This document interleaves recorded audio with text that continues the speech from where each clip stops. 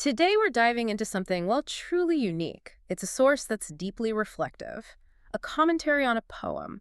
The poem's called Alborada, Tide of Rolling Pearls by Oscar Muñoz. And it's a fascinating piece, honestly, because it manages to blend this beautiful, almost visual, poetic imagery with some incredibly deep philosophical and spiritual insights. Right. So our mission today, it isn't just about, discussing a poem in a literary sense. No, not at all. It's really to unpack this specific commentary. We want to move beyond just the verses themselves and reveal these intricate layers of meaning about what? Well, the fundamental nature of existence, the soul's journey, which is quite a big topic, and crucially, how we perceive reality. And it does all this through something surprisingly simple, right? Deceptively simple, yeah. It uses a lens of just taking a walk on the beach, something so everyday, yet utterly profound in this context. That's right. So you're going to hear how these simple natural phenomena, things like the rhythm of the tides or even just grains of sand, how they're transformed into these powerful, really resonant metaphors for the human experience and for universal truths. Like you said, this isn't really a literary critique session. Not the main goal, no. It's much more about extracting the core wisdom, those kind of practical spiritual insights that are embedded within the commentary itself. So let's get into it. Let's unpack this. Let's do it. Okay, so the commentary, it kicks off by drawing us right into the imagery of the poem's very first stanza. Let me read that bit. The tide drags infinitesimal suns, scattering golden pearls upon the shore. It wets them with sand and rolls them, evanescent, crowns from other worlds arriving at these shores. I mean, it paints such a vivid picture, doesn't it? Almost ethereal. It really does. It pulls you right in. But what's truly captivating, right from the get-go, is how the commentary immediately pivots. It takes this seemingly simple beach scene and shifts it into something, well, far grander, much more universal in scope. What's that initial leap the author is making there? Well, the profound insight, I think, right at the start is how the commentary connects the mundane, the everyday tide to the cosmic. It explains that, quote, unceasing terrestrial tides through the moon repeat the pulsation of the cosmos in the masses of water. Okay, pulsation of the cosmos. That sounds big. It is big. This isn't just a casual observation about, high tide, low tide. It's making a statement about a fundamental universal rhythm that sort of governs existence. The commentary saying this lunar influence, it isn't merely a gravitational pull we learned about in school. Right. It's presenting it as a direct manifestation of a deeper cosmic pulse, a force so ancient, so foundational, that apparently, right at the very beginning of life on Earth, this same force dragged seeds of life, generating rivers in the ocean. Wow. Okay, that is a powerful connection. So it's not just physics we're talking about here. It's setting up this kind of macrocosm-microcosm relationship, like as above, so below. Precisely. Exactly that. The physical forces shaping our whole planet, the moon's gravity, the rhythmic ocean tides, they're being explicitly linked here to the very origin of life itself. The commentary basically posits that these same cosmic rhythms, these unceasing pulsations, they're reflected in how biological existence got started. Yep. It suggests this foundational, ancient, really undeniable connection between the celestial movements way up there and the terrestrial world right here under our feet. It implies a continuous dance, then. A rhythmic dance, exactly, between the vast cosmos and our little earthly home. I mean, think about the subtle ways people believe the moon influences things, not just tides, but maybe biological cycles and animals, or even in some older traditions, human moods and stuff. Right, those theories are out there. This commentary takes that idea of a deep foundational influence and stretches it right back to the very inception of life. It suggests this unbroken chain from the grandest cosmic scales down to the smallest details of our planet's existence. It really paints a picture of a universe that kind of breathes, where every inhale and exhale is like a ripple affecting everything. Okay, that sets a huge stage.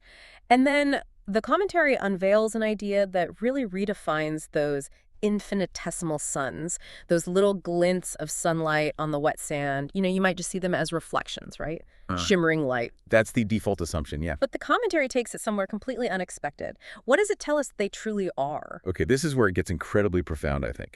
The author reveals that this river of curvatures, water flowing in water, which is just a beautiful way to describe the ocean's movement, isn't it? It is, very fluid. That dynamic movement carries with unstoppable force myriads of tiny suns.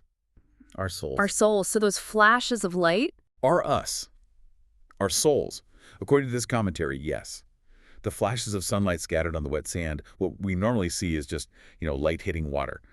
They're described as the soul's ethereal casing. Ethereal casing. Wow, so the core insight here is that these infinitesimal suns are our souls.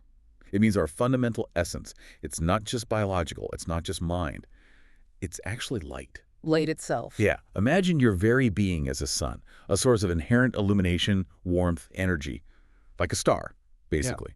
And the ethereal casing, well, that suggests this delicate, transient, almost see-through covering for something far more profound, far more radiant that resides within each of us. Like a veil. Kind of. Yeah. Like seeing the shimmering outer surface of something deeply luminous. It's a temporary manifestation that allows the soul, perhaps, to interact with the physical world. The implications of that are pretty vast. They really are.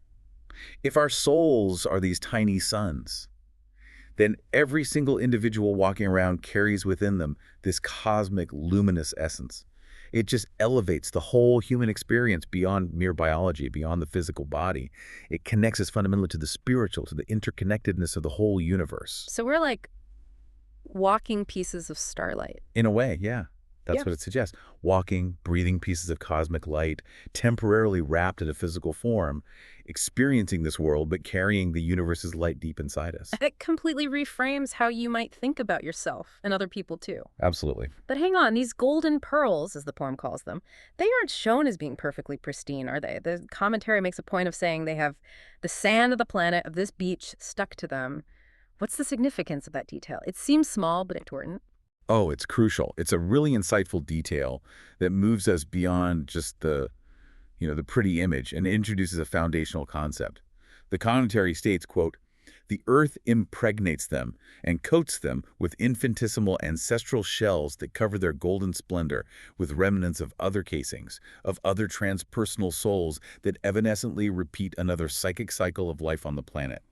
That of my observant and rolling existence in samsara." Okay, that's a dense sentence. Let's unpack that. Right, so these radiant souls, these golden pearls, they aren't untouched or pure in the way we might normally think. They're covered with the sand of the planet and these infinitesimal ancestral shells. And that's not just literal dirt. No, definitely not. It's symbolic, highly symbolic. This passage introduces a concept of impermanence, but maybe more importantly, the cyclical nature of existence, specifically through the lens of samsara. Samsara, the cycle of birth, death, rebirth, right? From Eastern thought. Exactly. In many traditions, it's that continuous cycle, often driven by karma, by desire. Here, the sand and shells, they aren't just random debris.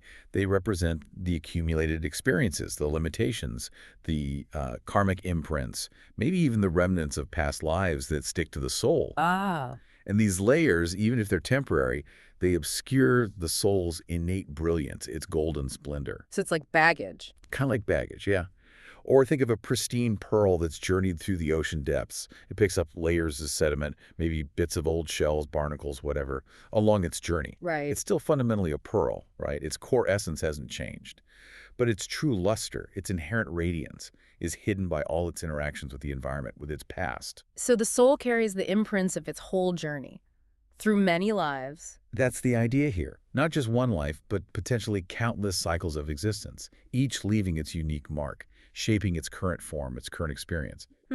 Okay, so this complex interplay then between the soul's pure light and these earthly attachments, these accumulated experiences, that sets the stage for understanding what the soul actually wants, right? Its purpose. Exactly. It sets up the next big question, which the second stanza of the poem and the commentary on it really dives into.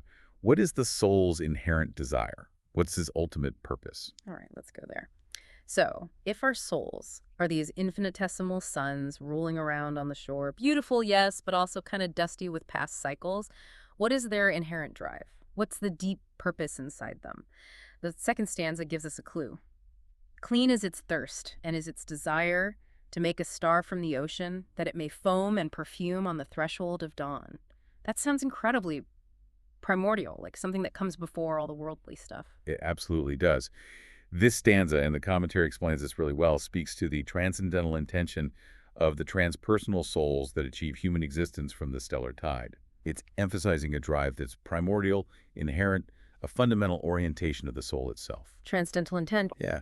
The commentary says, clean, spontaneous, and pure is that primordial intention of the currents of samsara in all their evanescence.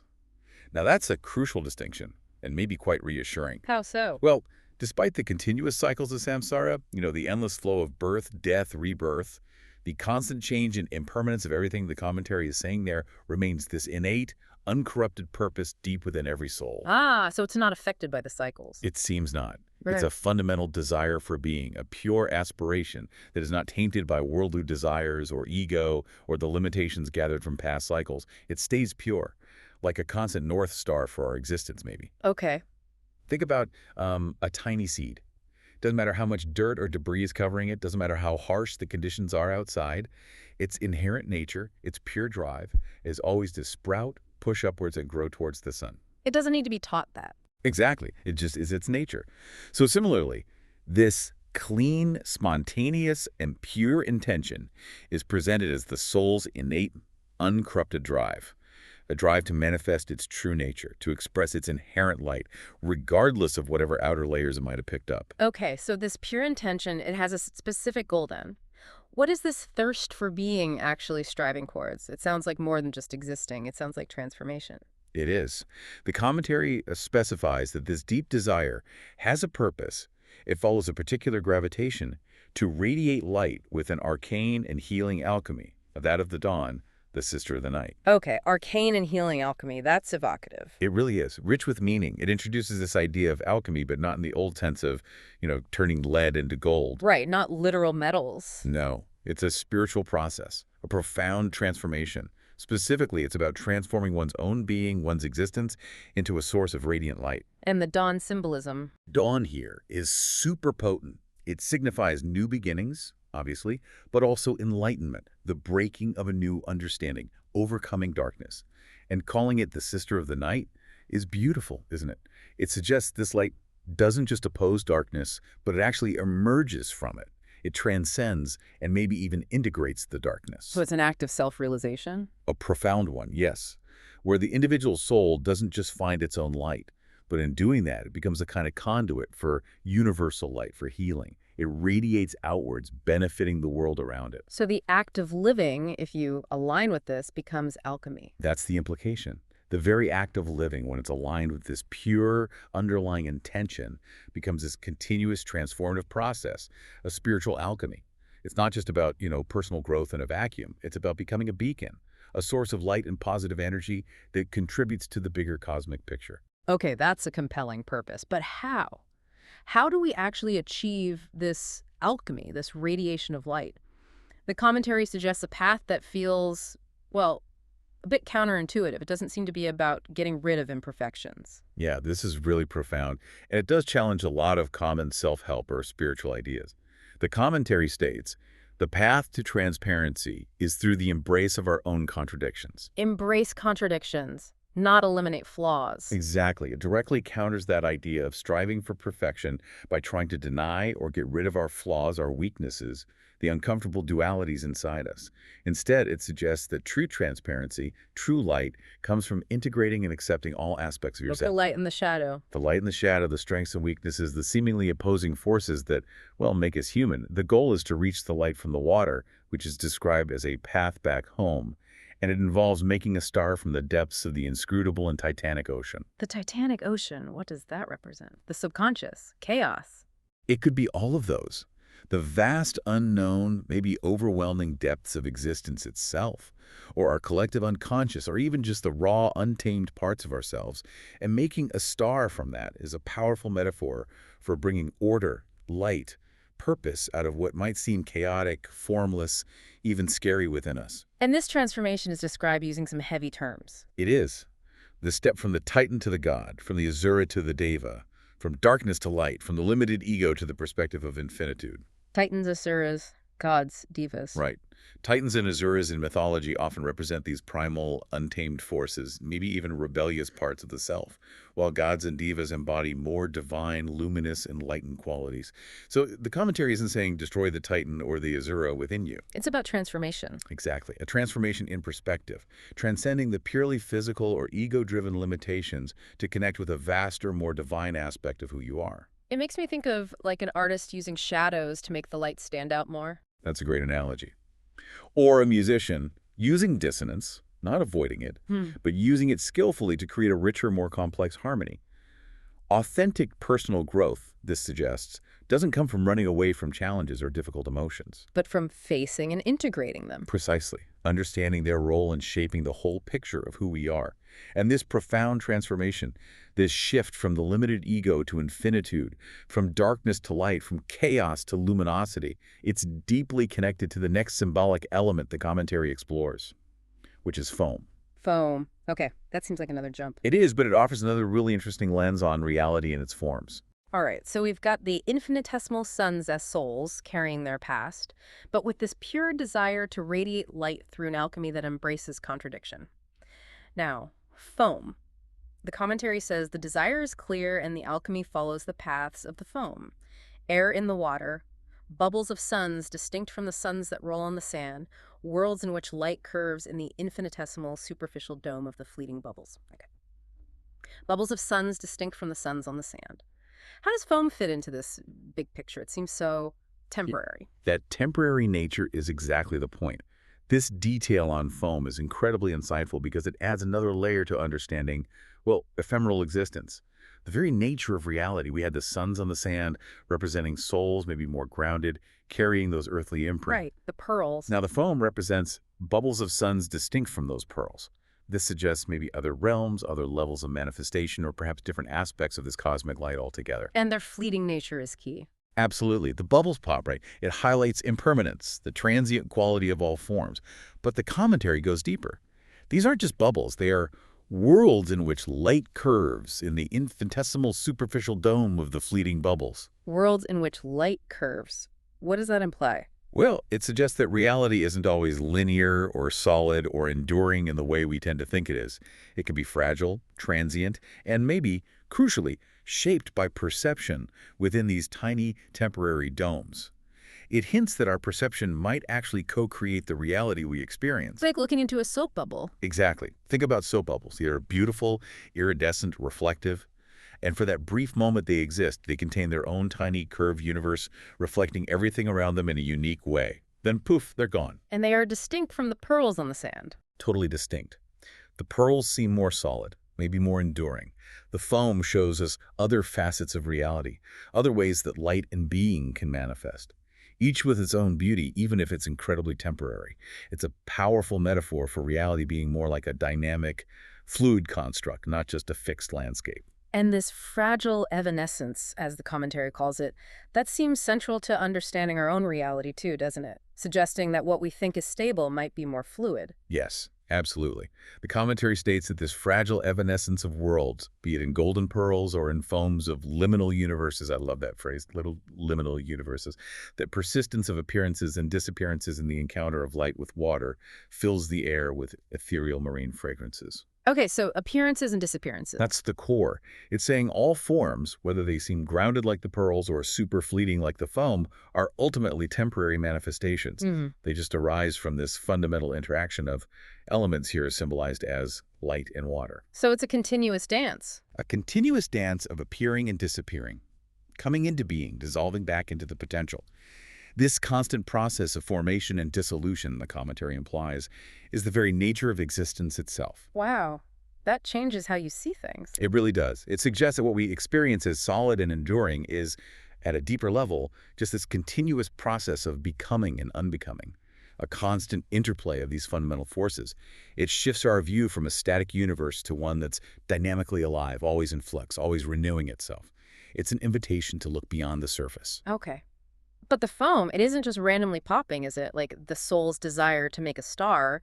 Does the foam also embody some kind of yearning, even in its brief life? That's a beautiful way to put it. And yes, the commentary suggests exactly that. It says very poetically, the foam is the water desiring the form of an aerial flower, and it is a limited prefiguration of the lotus, the fleeting manifestation of a higher beauty. An aerial flower and a prefiguration of the lotus. That's loaded symbolism. Hugely loaded. The lotus, especially in Eastern traditions like Hinduism, Buddhism, is this powerful symbol of purity, beauty, spiritual enlightenment, rebirth, famously growing out of murky water but remaining completely pristine. Right, untainted. So foam, being a limited prefiguration, represents maybe the early stages, the imperfect or transient glimpses of this spiritual unfolding. Even in its super fleeting nature, it carries the potential, the inherent drive towards that higher beauty, towards light, a yearning for perfect form. And when it achieves that, even briefly. When it fulfills this desire, however briefly, it shines in the tiny crystalline things that sing to the dawn, the threshold of the ancestral Usha. Usha, the Vedic goddess of dawn. That's right, symbolizing awakening, spiritual illumination, the dispelling of ignorance. So the foam, in its temporary beauty, isn't just pretty. It's like a whisper, a promise, an early, fragile expression of a deeper spiritual aspiration. It's singing to the light of a new awareness. Like a sketch before the painting. Exactly. Or a tiny ripple that hints at a much bigger wave coming. The foam is that initial, delicate yet purposeful hint of something profoundly beautiful and spiritual. It embodies that yearning for greater manifestation, a connection to the eternal, even within its own transience. And all this seems to build towards the idea of the rose of dawn. What is that? And how does it bring this back to us, to our human experience? It feels like it's tying these threads together. It really does. The commentary explains that the dual action we've been talking about, foaming, creating that ephemeral beauty, and perfuming, emanating in essence, is embodied in the rose of dawn. Okay, the rose of dawn. It's this potent symbol of fulfilled potential, of beauty brought into full manifestation, and ultimately of the expression of universal love and light. But here's a crucial link back to us, to the human experience. The human soul spontaneously seeks to express love. Even in our most clumsy and limited desires, the echoes of making a star from the Titanic Ocean resonate. This act of making is an unveiling that drives the great journey of unveiling, not an egoic act. Wow. Okay, even in our most clumsy and limited desires. Right. This is profoundly transformative. It's saying that even our seemingly imperfect desires, our everyday aspirations, maybe those small acts of creation, that yearning for connection we all feel, they're not just random or selfish. They're echoes. They're echoes at their deepest root of the soul's fundamental drive to make a star, to actualize its own radiant essence, to express love. And notice the wording. It's a journey of unveiling. Unveiling, not achieving. Exactly. Which implies it's about stripping away layers of illusion, false beliefs, ego-driven motives to reveal what's already there, inherent within us. It's not an ego-driven accomplishment, not something we build from scratch. It's a profound process of revelation. That's incredibly resonant for you listening. It reframes your everyday struggles, doesn't it? It really does. Yeah. It suggests that even in your most mundane efforts, your simplest acts of connection or creativity, there's this deeper, noble intention rooted in your soul's desire to express love and light. And that's what's driving your unique, great journey. It makes the ordinary sacred. Yeah. And this powerful idea, the soul's inherent drive towards love and unveiling, it leads us directly to the ultimate journey the commentary talks about, doesn't it? The journey of the Simurgh. That's right. Which, as we'll see, introduces a really surprising, deeply paradoxical twist to the whole idea of a journey. A huge twist. Okay, so this great journey of unveiling, this alchemy of making a star from the human soul, the commentary gives it this specific name, the great journey of the Simurgh. Now, for listeners who might not know, the Simurgh is this mythical bird, right, from Persian mythology, often linked with wisdom, enlightenment. That's the one. Famously in Farid-ud-Din Attar's epic poem, The Conference of the Birds, where all the birds go on this massive quest to find the Simurgh. Right, and the commentary says that a feather of the Simurgh can appear to us on a trip to the beach, among the treasures that the sea casts up with its currents and waves. That sounds like the classic start of an epic quest, doesn't it? A mystical invitation. It absolutely does. That feather, it's not just a feather, obviously. It's described as an invitation to go in search of it. And its encounter, the moment you find it, its existentialization, is stated as being the origin of all knowledge. The origin of all knowledge, that's huge. It is. It aligns perfectly with so many spiritual stories and myths across different cultures. You know, where a sign or a mysterious call or an unexpected meeting sparks this profound personal quest for truth, for meaning, for understanding. The call to adventure. Exactly. The feather is the catalyst. It sets the seeker, the individual soul, on this path of self-discovery, aiming for ultimate enlightenment. And saying this encounter leads to all knowledge really elevates the journey. The stakes are as high as they can be for anyone seeking truth. It's not just about learning facts. It's about getting this complete holistic understanding of existence itself. A fundamental shift in how you see everything. Like the hero finding the magic sword or hearing the prophecy. Precisely that. It's that initial spark for the soul. a profound invitation to get on the road for the ultimate journey of discovery, the journey to really know yourself at the deepest possible level. But here it comes. Here's where the commentary takes that truly surprising, honestly kind of mind-bending turn. It completely reframes the whole idea of a journey. It reveals this massive paradox about the quest for the Seimer. What is it? What's the big reveal? This really is the heart of the Seamer's wisdom, and it can be, well, almost unsettling if you're deeply invested in the idea of a spiritual path to somewhere. The commentary states, quite clearly, however, at the end of the journey, the transpersonal souls reveal that the journey itself was an illusion, another mask. The journey itself was an illusion, a mask. Yes. It's a radical concept. Yeah. It fundamentally challenges our usual understanding of seeking, striving, attaining. If the grand journey to find the Cyber, which stands for enlightenment, ultimate knowledge, the divine, if that whole process is ultimately revealed as an illusion, well, what does that imply? But the goal wasn't outside. Exactly. It implies profoundly that the truth, the goal, whatever you want to call it, was never truly external or distant from the seeker in the first place. It was always inherently internal, already present. And the mask? The mask suggests maybe a fabricated reality, perhaps a necessary stage, or a symbolic process that you had to go through for a certain kind of realization to dawn. But that raises the question, if the journey is an illusion, why bother? Why undertake it at all? That's the crucial question, isn't it? And the paradox suggests that the process of searching, the active engagement in the quest, with all its difficulties and learning, even if you think you're searching for an external object, that process is precisely what leads to the necessary internal shift in perception. Ah, so the illusion serves a purpose. A profound purpose. Done. To guide the seeker back to themselves. It's not really about finding something new. It's about recognizing what was always there, hidden by the illusion of separation. Okay, so if the journey was illusory, what do the birds, these souls searching for the summer, what do they actually discover at the supposed end of this quest when the mask drops? The commentary gives us the stunning conclusion, the ultimate aha moment. It says, the birds, the souls searching for the simmer, when they see themselves reflected in a lake, discover themselves not only as what they sought as an external object, but as the source of all names and all forms. And they understand that the journey has never taken place, and that there is neither freedom nor bondage. They see themselves reflected and realize they are what they were seeking. Exactly. They are the simurg. This is self-realization at its absolute deepest, most universal level. The external object of the quest is revealed to be the seeker themselves, the collective birds. And not just understanding their personality. No, much deeper. It's the profound understanding that the individual consciousness is not separate from the universal creative principle itself, the source of all names and all forms. The source of everything. Yes. And if the seeker is the sought, if the individual soul is fundamentally unified with the very source of all reality, then the concepts of freedom, which implies freedom from something, or bondage, being bound to something, they just become meaningless. Because there's no separation. Exactly. Those are Yeah. dualities that only exist within the illusion of separation. It's like, imagine spending your whole life searching for that legendary treasure map, right? Facing dangers, solving riddles, only to realize at the very end, the map was tattooed on your own back the whole time. Wow.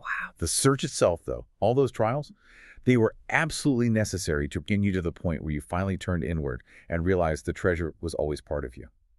Okay, so what does this ultimate realization mean then? If the journey is an illusion, if there's no real freedom or bondage because it's all one, then what's the true nature of that stellar tide we started with, that cosmic pulse bringing souls? What does it signify if it's not about an external quest? The commentary concludes by clarifying this deep truth. It says, the movement of the stellar tide is not an intentional act of the small magician of the ego, but a process of dissolution of the veil of ignorance, a liberation from the illusion of separation and masks to settle us in the indissoluble unity of all beings. So it's not the ego trying to achieve something. No, not us striving in that limited sense.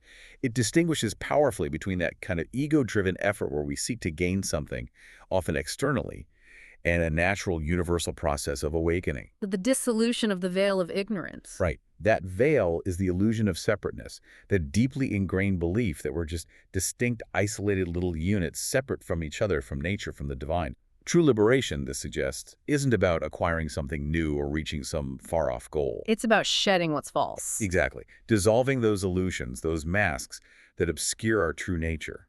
And this dissolution naturally leads to the profound realization of interconnectedness, the indissoluble unity of all beings. So for you, listening, this suggests truth isn't something you go out and get. Precisely. It's something uncovered inside. By letting go of those false beliefs about being separate, it fundamentally shifts the goalpost, doesn't it? From I need to achieve enlightenment to I need to realize I am already fundamentally connected, already part of everything. It's a shift from striving to recognizing, from becoming to just being. Beautifully put. It, And this culmination, this profound understanding, it gets brought beautifully right back to the simple act that started the whole commentary, doesn't it? That walk on the beach. exactly. It comes full circle. The commentary concludes. This is the culmination of the soul's journey, which is expressed in the poetic alchemy that takes place on a walk on the beach, where we discover suns at our feet, suns in our bodies, light everywhere. Suns at our feet, suns in our bodies, light everywhere. Yeah. The journey comes right back home. That initial observation of infinitesimal suns on the wet sand, which we then understood as symbols of our souls. Sure. It transforms into this overwhelming realization that this radiant essence, this light, it's not just external, not just something out there we're looking for. It's within us. Deeply within us, Yeah. suns in our bodies, and it's universally present, permeating every single aspect of reality, light everywhere. So the poetic alchemy isn't just a nice phrase. No, it is the transformation of our perception. Um, It's what turns the seemingly mundane act of walking on a beach into a sacred experience. An experience where every grain of sand, every glint of light, every breath you take vibrates with the same fundamental unified truth. It's like seeing the world with completely new eyes after you've had that realization. Exactly, where every part of reality, even the simplest, most overlooked little detail, just resonates with the deepest truth of existence, revealing the luminous nature of everything. Wow, what an incredible deep dive this has been, seriously. We started with those tiny suns glittering on a beach, It's like a long time ago now. right? We uncovered their identity as symbols of our own souls, carrying the dust of past cycles. We explored that pure, inherent desire within us to radiate light through a kind of spiritual alchemy. An alchemy that embraces contradiction, not perfection. Yes. Then we understood the fleeting nature of reality through the wisdom of foam, those transient bubbles of light. And then we embarked on this epic, paradoxical journey of the Cimerigo. Only to find out the journey itself is the illusion. Exactly. That the seeking was the process needed to realize there was nothing ultimately external to seek. And ultimately, yeah, we learned that this grand quest for knowledge, for self-realization, it isn't about reaching some external destination or some egoic act of acquiring enlightenment points or something. Oh, right. It's really about shedding that heavy illusion of separation, recognizing the truth that was apparently always within us, and discovering that unity, that light, it's literally everywhere, permeating every aspect of our existence right here, right now. So what does this all mean for you listening? Maybe next time you find yourself near water, or maybe just looking at a patch of sunlight coming through your window, or even just catching your own reflection. Consider this. If the journey itself is ultimately an illusion, and the source of all names and all forms is already inherently within you, then what is truly left to seek? And how might that profound understanding, even just entertaining it, fundamentally change your everyday experience of reality? That's definitely something to ponder. Something to ponder on your own unique unveiling.